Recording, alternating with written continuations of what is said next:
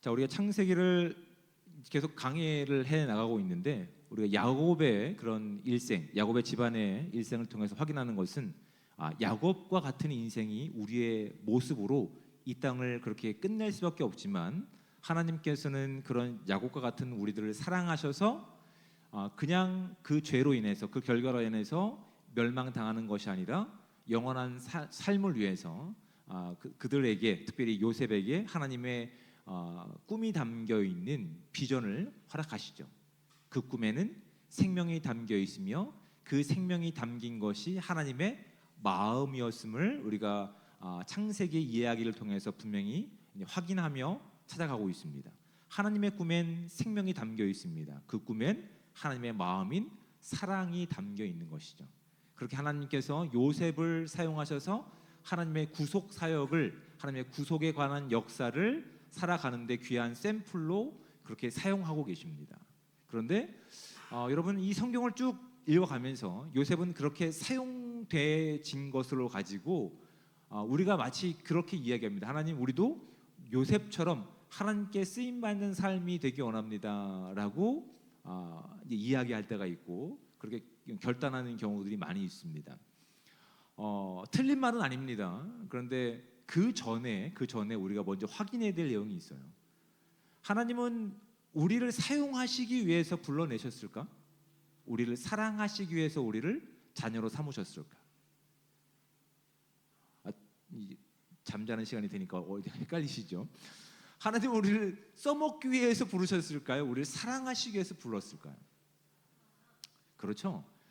하나하나 뜯어보면 어렵지 않습니다. 우리를 사랑하시기 위해서 불러냈습니다. 그런데 신앙생활하면서 이 사랑이라고 하는 주제를 다루기보다는 우린 뭐에 집중하냐면 어떻게 하면 하나님께 쓰임받을 수 있을까?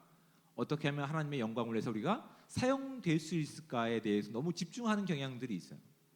그러다 보니까 우리가 어떤 존재인지 또한 하나님께서 우리를 어떻게 바라보고 계신지보다는 내가 무엇을 했느냐 하지 못하느냐에 너무 강박관념을 가지고 그렇게 감동 없이 은혜 없이 살아가는 우리의 모습들이 있는데, 놀랍게도 성경은 그런 부분에 대해서 오늘 요셉을 통해서 우리 가운데 하나님이 마음이 어떤 것인지, 하나님이 우리를 어떻게 목적하시기 위해서 부르셨는지를 분명하게 보여주십니다.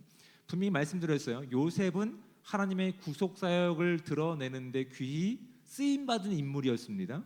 그런데 하나님께서 그를 사용하시기 위해서 그가 꼭 필요한 사람이기 때문에 그를 불러내신 것이 아니라 그도 사랑하셔서 하나님의 자녀와 하나님의 생명과 하나님의 꿈과 사랑이 가득한 인생을 살기를 하나님은 기뻐하시는 거예요.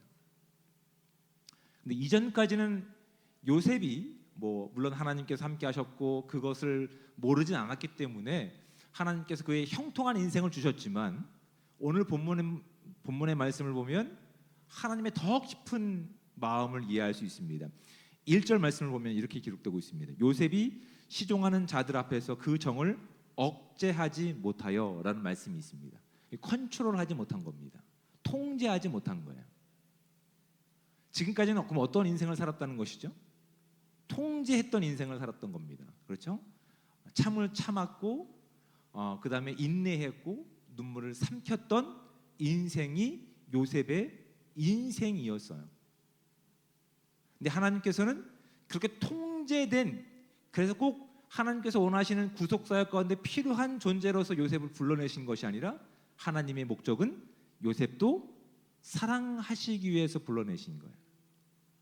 그래서 지금까지는 통제된 삶이었지만 앞에 어떤 내용이 있었냐면 유다의 간청으로 인해서 변화된 하나님의 그 마음을 가지고 대신 내가 죽겠다라고 하는 그 간청을 가지고 참았던 요셉의 모든 것들이 허물어지는 장면을 오늘 본문을 통해서 확인하게 됩니다. 여러분, 우리도 이런 비슷한 경험들을 아마 해보셨을 겁니다. 어떤 신앙적인 내용이 아니라 여러분 발표회라든지 이런 거, 연주회라든지 처음 해보신 분들 혹시 계실 겁니다. 그러면 머리로는 얘기합니다. 떨지 말아야지, 준비한 거 열심히 하고 가야지. 근데 무대에 막상 오르면 어떨까요? 멀쩡하던 무릎이 막 떨리는 것 경험해 보신 적 있습니까? 무대를 안 써오셔서 아니면 뭐 특송 같은 거 할 때 여러분 막 성탄절 때 특송할 때 열심히 준비해서 하나님께 영광 돌리고 성도들과 함께 기쁨을 나눠야지. 근데 막상 서자 턱이 막 내 의도와 상관없이 딱딱딱딱 거렸던 적 없으십니까? 뭐 있어야 얘기를 할 수 있는데 아무도 없어서 내 의지와 내가 결정한 것과 상관없이 나의 컨트롤을 벗어나서 그냥 무릎이 떨리고 이빨이 떨리고 이런 경험들이 아마 있을 거라고, 마치 이런 것과 같다고요. 내가 통제하고 내가 모든 것들을 다 이렇게 관리할 수 있을 거라고 생각했는데 어느새 큰 공포 가운데, 큰 긴장감 가운데 그것이 어느 순간 아무 의미 없는 것이 돼버리는 거예요. 막 무릎은 떨리고 막 이빨은 막, 저는 그런 경험이 있을까요, 없을까요? 네, 있죠. 저도 사람입니다. 네, 사람입니다. 그런 막 무대에 서서 막 떨리고 한 적은 없는데, 제가 이렇게 이제 한참 전이죠. 유학을 떠나게 될 때 제가 눈물이 많은 사람 같으세요? 눈물이 없는 사람 같으세요? 네, 눈물이 없습니다. 정말 극도로 통제를 잘하는 사람 중에 한 명이 저 같은 사람인데, 이렇게 이제 그 당시 준비해서 이제 유학을 나가게 되면 지금이랑 좀 달라요. 거기서 이제 뼈를 묻는다는 마음가짐으로 이제 떠나는 과정이거든요. 근데 이제 저희 아버지가 목사님이시잖아요. 아버지가 목사님이시는데 갑자기 이렇게 제대로 인사도 하지 않고 공항에 나오셨는데 등을 돌리시는 거예요. 근데 좀 보니까 아들인 저는 알겠는 거야. 울고 계시는 거야. 그 강하신 분이. 그걸 목격했을 때 울어야겠다라고 다짐해서 운 적이 없어요. 그냥 터져 나오는 눈물 때문에. 제가 그때는 이제 결혼하고 나서 이제 바로 이제 신혼여행 겸 유학으로 갔던 기간인데 아내랑 아직 덜 친했을 때, 안 친했을 때 비행기 안에서 이게 눈물이 멈추지 않아서 비행기를 내리는데 스튜어디스들이 그렇게 얘기합니다. 두 분이 부부셨어요? 그 정도로 그렇게 통제되지 않았던 눈물을 제가 경험한 적이 있습니다. 제가 지금 이야기하는 의도가 뭔지 아시겠어요? 우리는 하나님께서 원하시는 것 때문에 하나님께서 쓰임받는 삶을 위해서 참는 것들을 하기를 원해요. 그냥 한번 참아보지. 그냥 괜찮은 척 한번 해보는 거죠. 아픔이 없는 것처럼 한번 살아보는 거죠. 근데 이것이 한 차례 한 차례 점점 우리의 신앙과 우리의 영적인 부분을 채우고 있는 것들이에요. 조금씩. 근데 하나님은 그것을 허물기를 원하시는 거예요. 그것이 터져나기를 원하시는 거예요. 여러분, 이 땅 가운데 태풍이 여러분에게 도움을 줄까요? 해를 가할까요? 해를 가하죠. 내 입장에서는. 근데 여러분, 태풍이 이 전 지구적으로 얼마만큼 유익한 건지 아십니까? 태풍이 돌아야 비로소 바다가 한번 뒤집어집니다. 그래서 이 밑에 있는 물과 위에 있는 물이 섞이면서 영양분이 골고루 분배되고 온도가 맞게 되는 거예요. 그리고 이 태풍이 가져온 비로 인해서 홍수가 범람하면 피해를 입는 것 때문에 우리는 하나님, 이 태풍이 우리에게서 빨리 지나가고 어떤 피해도 입지 않기를 원합니다라고 얘기하고 있지만, 사실은 이 홍수로 인해서 땅이 비옥하게 된다는 사실을 알고 계십니까? 하나님께서는 이 자연 질서 가운데서 그런 것들을 담겨 놓으시면서 하나님께서 우리가 통제하고 우리가 만들어가고 우리가 원하는 어떠한 모습으로 하나님을 대변하는 것이 아니라 넘치는 하나님의 은혜 가운데서 이젠 내가 통제하고 내가 단속하고 내가 만들어가는 그 모든 것들을 한번 쏟아부으시는 태풍처럼, 비처럼 우리에게 은혜를 확 주기를 원하시는 거예요. 그래서 그냥 내가 하나님께 쓰임 받았기 때문에 우리가 요셉과 같은 인생이 돼야지가 아니라, 그동안 하나님의 은혜를 살고 있었지만 은혜의 유일한 혜택을 보지 못했던 이제 요셉에게 하나님께서 그 은혜를 넘치도록 부어주신 장면이 바로 오늘 본문에 있는 거예요. 요셉의 인생을 한번 돌아볼까? 요셉이 17세에 형들에게 미움을 받아서 죽을 뻔한 경험을 겪고 이렇게 노예로 팔려갑니다. 그리고 하나님이 함께 하시니 어떤 인생을 살았습니까? 정직하고 성실한 인생을 살았습니다. 그런데 그 결과의 보상이 뭡니까? 누명을 쓰고 옥에 갇히는 신세가 되었다고. 정직의 보상이 그거였어요. 성실의 보상이 그거였다고요. 내가 그 세상에 나가서 하나님의 정직을 살고 성실을 살면 하나님께서 나를 통해서 세상으로부터 인정받는 인생을 나는 꿈꾸고 그것이 하나님께서 기뻐하시는 인생일 것이라고 아마 우리처럼 요셉도 생각했는지 모르겠어요. 근데 그 결과는 너무 참혹한 거예요. 그리고 말도 안 되는 문화가 다르고 언어가 다른 그 이집트에서 자기를 죽이려고 하는 수없이 많은 사람들에게 생존하기 위해서 날카롭게 긴장감을 유지했던 인생이 요셉의 인생이었다고요. 통제가 무너지면 어느 순간 독살되어도 이상하지 않을 것 같은 외국에서의 삶이었다고요. 내가 하나님을 대변하는 사람이지, 내가 하나님의 사랑을 입은 사람이지, 나는 하나님의 꿈을 가지고 있는 사람이지, 늘 통제하고 늘 점검하고 늘 잘못된 것들을 고쳐 나가려고 했는데 어느새 하나님께서 그 인생 가운데 그걸로, 아니 내가 너를 불러낸 목적은 너를 써먹기 위해서가 아니야. 내가 너를 불러낸 것은 네가 필요해서가 아니야. 나는 너를 사랑하기 위해서야. 근데 그것을 아직 요셉은 깨닫지 못했고 발견하지 못했던 거야. 그래서 오히려 요셉을 통해서 하나님의 구속사적인 사건들을 많은 주변 사람들, 특별히 형제 가운데 보여주셔서 형제들은 하나님의 은혜 가운데 변화되고 있는데 여전히 요셉은 자기가 가지고 있는 극도로 제한된 이 경계심과 통제하에서 하나님께서 자신에게 주기를 원하시는 은혜를 살지 못하고 있었다고요. 근데 하나님께서 44장에 변화된 하나님의 은혜를 체험해서 내가 통제한 것이 아니라 하나님의 은혜 가운데 살아가고 있는 유다의 그 간구를 통해서 비로소 그렇게 조심하고 단속했던 그 모든 것들이 한 방에 터져버리는 거예요. 긴장을 풀 수 없어. 나는 무너지면 안 돼. 형들이 아직 어떻게 바뀌었는지 나는 점검해야 돼. 그런데 하나님께서 그런 긴장감 가운데 있는 극도의 경계심 가운데 있는 요셉의 인생 가운데 아니 네가 점검하는 것이 아니라 내가 그런 집안인 야곱의 집안을 내가 바꿔낼 거야. 내가 그들에게 생명을 줄 거야. 내가 그들을 사랑한단다. 너를 사랑하는 것처럼 나머지 형제들도 사랑한단다. 이 마음이 변화된 유다의 간구를 통해서 이제 그것을 목격했던 요셉이 그동안 가지고 있었던 경계를 풀고 터져 나오는 겁니다. 무너져 버리는 거예요. 뚝이 파괴돼 버린 거예요. 우리는 얘기합니다. 어떡하지? 홍수가 나면 수없이 많은 피해가 있을 텐데 아니요, 오히려 하나님께서는 그 홍수 같은 이 무너진 뚝을 통해서 온 땅을 풍요롭고 윤택하게 만드시며 비로소 무너진 요셉의 인생을 통해서 요셉이 하나님께 사랑받고 있는 존재라는 사실을 깨닫게 하신다고요. 비로소 무너진 요셉을 통해서 그가 그 정을 억제하지 못하고 소리질러서 울었을 때에 놀라운 표현이 2절 말씀 가운데 있습니다.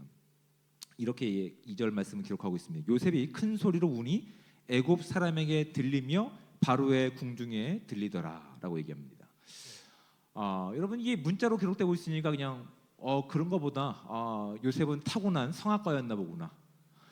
이렇게 가지고 이제 이 소리가 왕궁에까지 들렸을 거다라고 이제 생각하겠지만 아니면 뭐 아파트에 살지 않았을까? 층간 소음 때문에 바로도 알았을 것이다.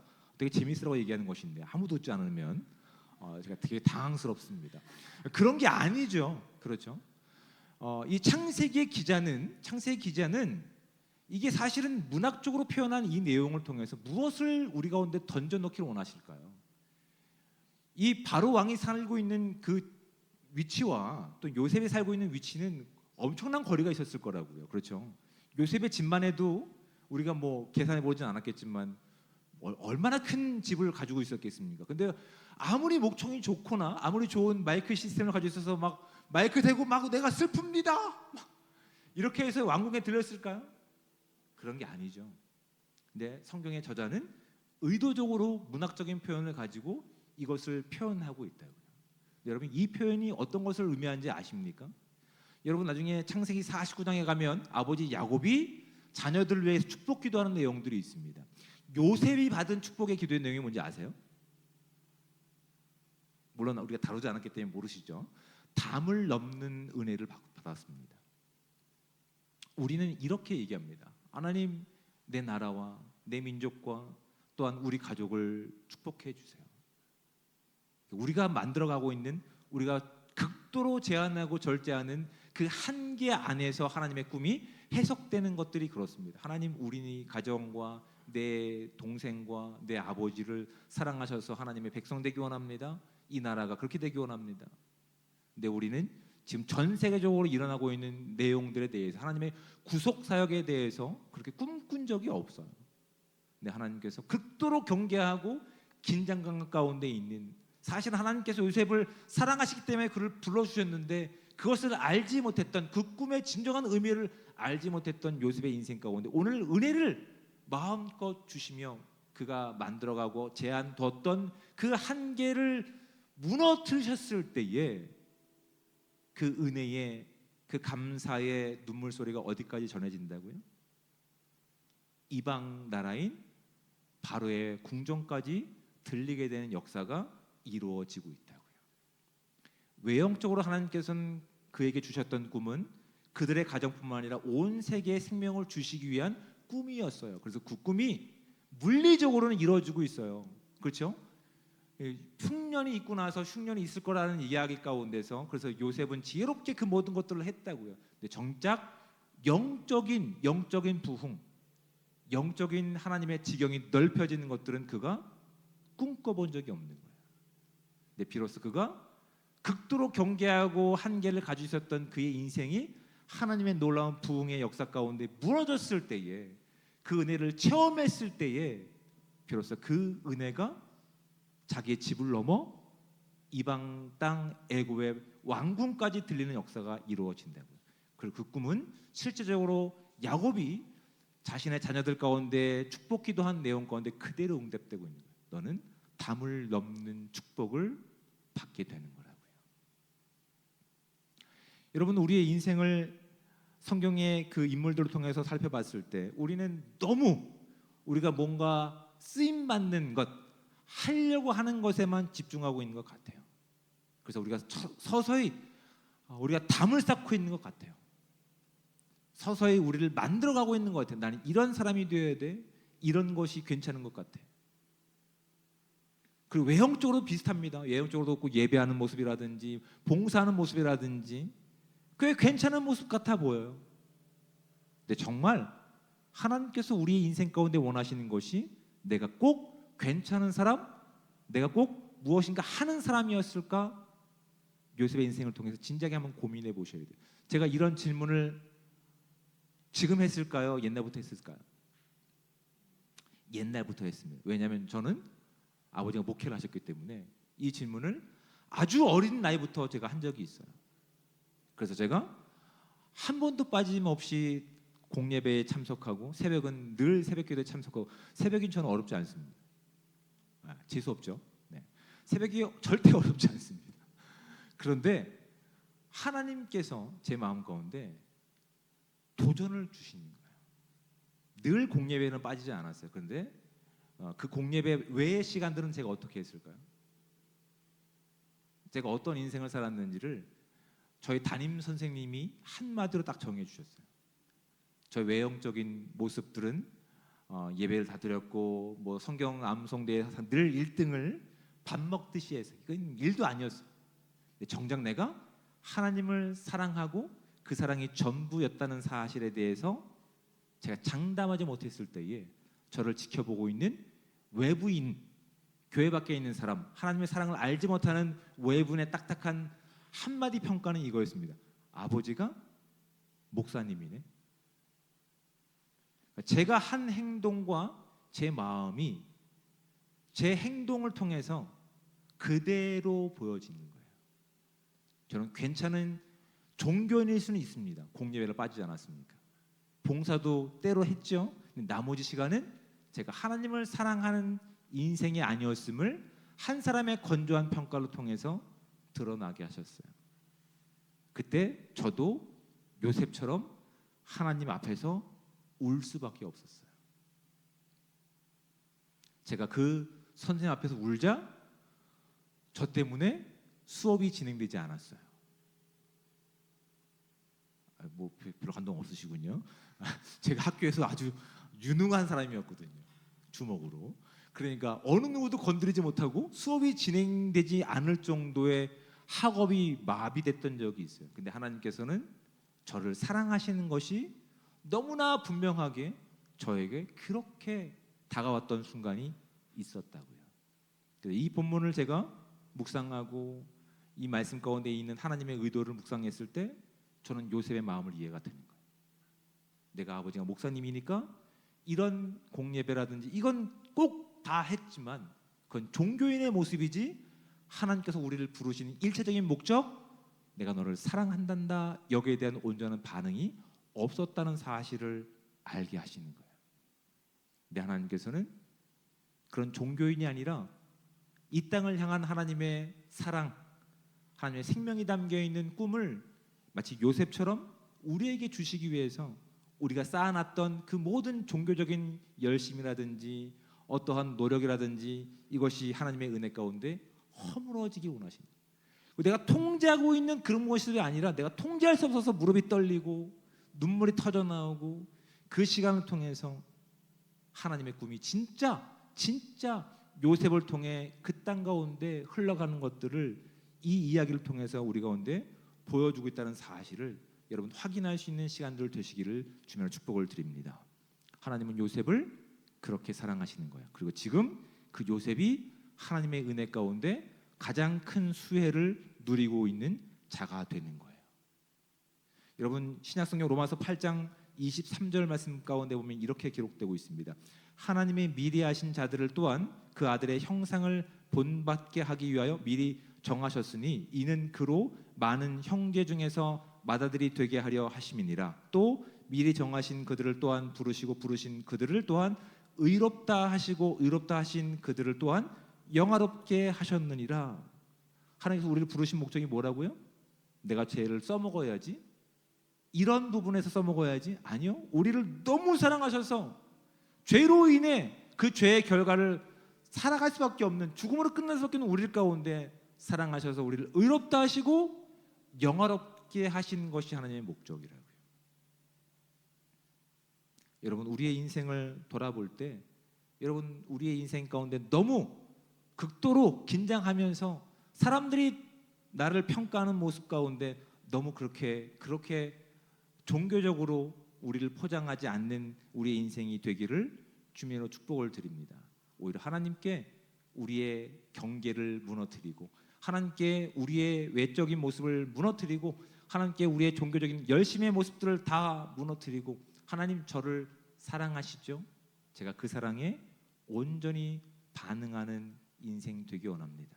그래서 하나님께서 나에게 주셨던 이 하나님 나라의 생명, 이 하나님 나라의 은혜, 제가 마음껏 하나님과 교제하는 시간 가운데 그렇게 이 세상이 내가 누구와 사랑을 나누는 존재인지 그렇게 드러내는 인생 되기 원합니다. 그래서 요셉이 그냥 사용되어진 부속품이 아니라 하나님께 가장 큰 은혜를 받고 사랑을 입은 존재로 오늘 본문 가운데 드러나는 것처럼 우리의 시간 가운데 그렇게 하나님의 사랑을 경험하고 하나님의 은혜 가운데 우리를 무너뜨리고 하나님의 영광을 살아낼 수 있는 복되고 귀한 삶이 저와 여러분 가운데 함께 하시기를 주님의 축복을 드립니다. 아멘. 자 이제 함께 나와서 찬양하시는 애 결단하도록 하겠습니다.